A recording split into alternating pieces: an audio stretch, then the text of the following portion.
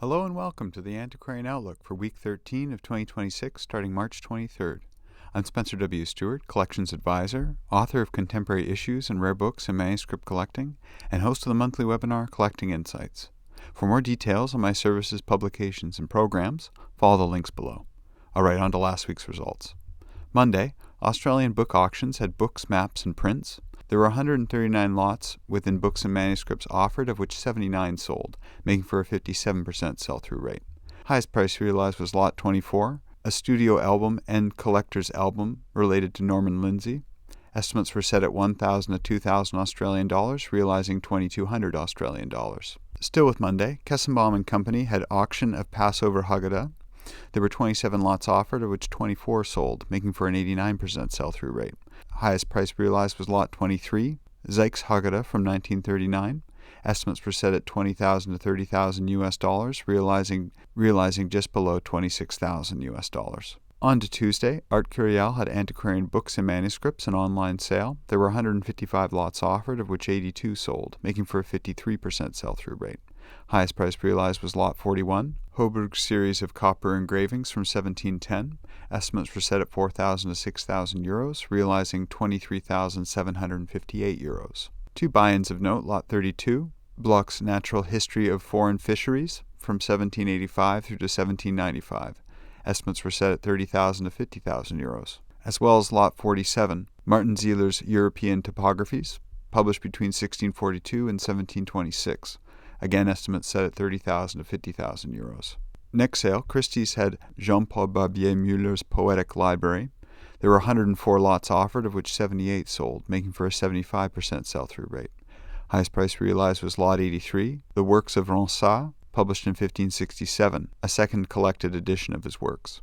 Estimates are set at 120 to 180,000 euros, realizing 158,750 euros. A buy-in of note: Lot 89, again Ronsard, a rare autograph letter signed, potentially dated 1584.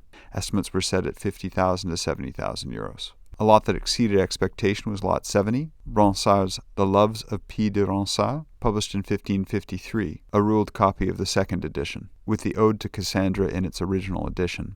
Estimates were set at 7,000 to 10,000 euros, realizing just above 43,000 euros. Next sale, Bonham's had Chinese paintings, calligraphy, and prints. There were 64 of the 139 lots offered that were connected with prints, of which 35 sold, making for a 55% sell-through rate.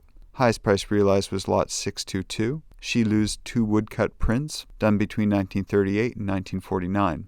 Estimates were set at 4,000 to 6,000 US dollars, realizing just under 41,000 US dollars. A lot that exceeded expectation within calligraphy and prints was Lot 533, Prince Yongxing's calligraphy in running script on a folding fan. Estimates were set at 3,000 to 5,000 US dollars, realizing 32,000 US dollars.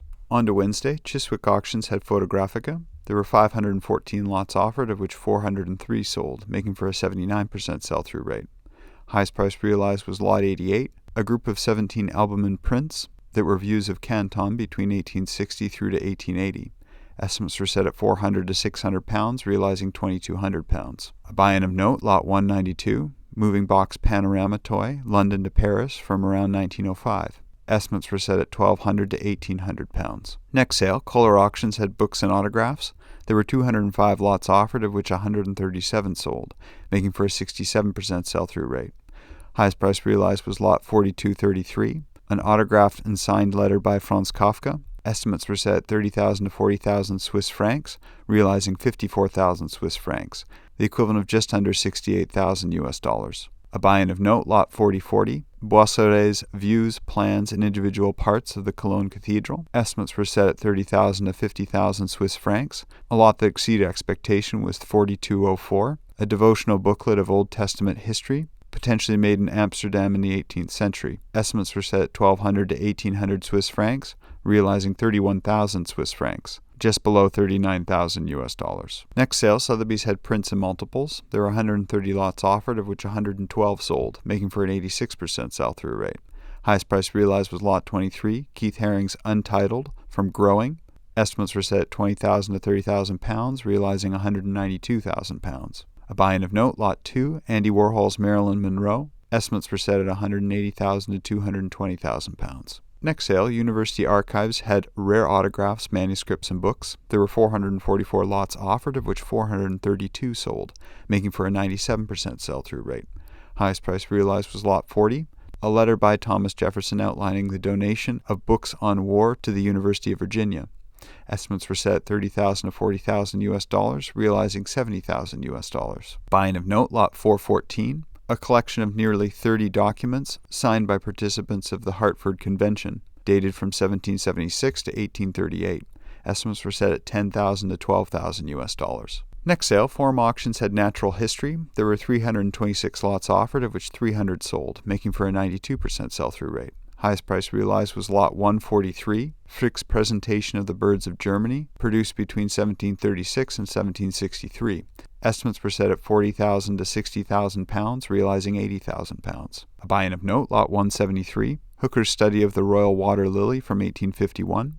Estimates were set at £10,000 to £15,000. Next sale, Freeman's had woman's work. There were 113 lots offered, of which 93 sold, making for an 82% sell-through rate. Highest price realized was lot 14, Sonia Delaney's Rhythm Coloré from 1950 to 1952. Estimates were set at $20,000 to $30,000 US dollars, realizing just above $57,500 US dollars. A buy-in of note, lot 4, this pencil drawing by Françoise Gidot. Estimates were set at $10,000 to $15,000 US dollars. Next sale, Tessier et Seroux had an online sale of movie posters. There were 192 lots offered, of which 54 sold, making for a 5% sell-through rate.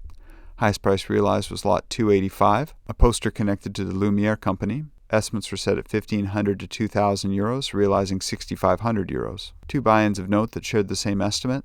Lot 67, Antonioni's La Notte from 1961, estimates at €1,800 to €2,000.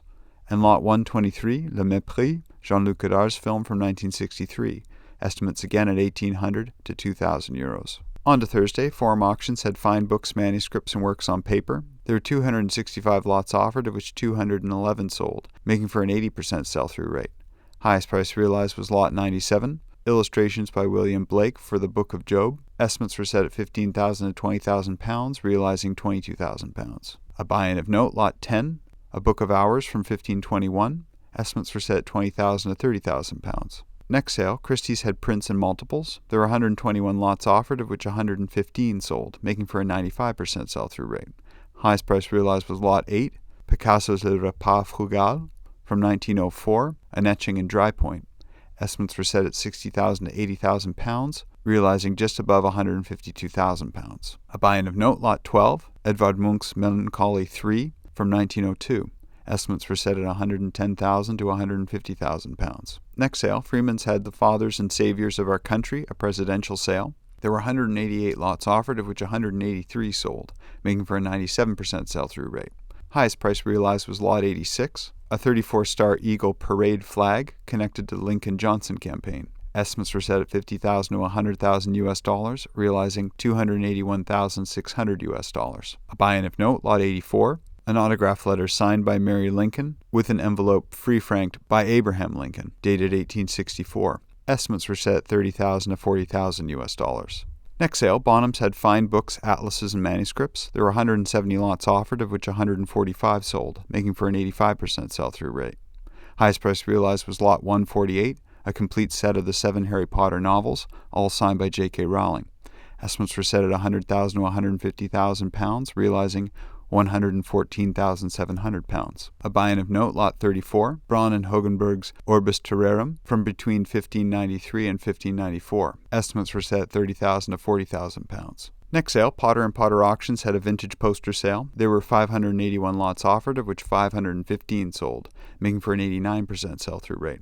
Highest price realized was lot 327, Munch's Job poster from 1898. Estimates were set at $6,000 to $9,000 US dollars, realizing just above $5,000 US dollars. A buy-in of note, lot 329, Holbein's Café Odilon from 1908. Estimates were set at $10,000 to $12,000 US dollars. A lot that exceeded expectation was 401, this French beer poster from the 1900s. Estimates were set at $300 to $500 US dollars, realizing $3,120 US dollars. Next sale, RR Auctions had remarkable rarities. There were 98 lots offered, of which all of them sold. Highest price realized was $40.32.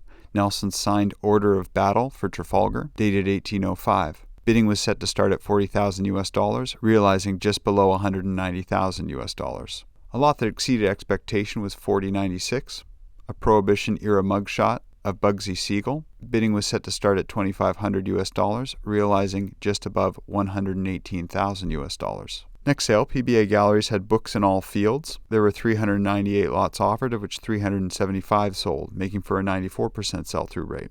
Highest price realized was lot 36, 10 volumes from the Library of Eugene and Carlotta O'Neill. Estimates were set at $10 to $100 US, realizing $500 US. Well, that's been the week from here. What did you think of last week's results? Anything you had your eye on? Anything you were interested in?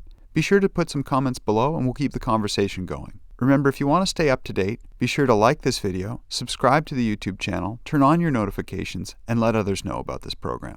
In the news, registration remains open for the April sessions of Collecting Insights. As always, registrants receive a complimentary copy of Contemporary Issues. If you have any questions about the course content, please get in touch with us directly. For a hyperlinked list of next week's auctions we have an eye on, please get in touch with us directly. The Antiquarian Outlook is totally independent. Its producers do not hold inventory, nor do they represent any consignments or acquisitions mentioned.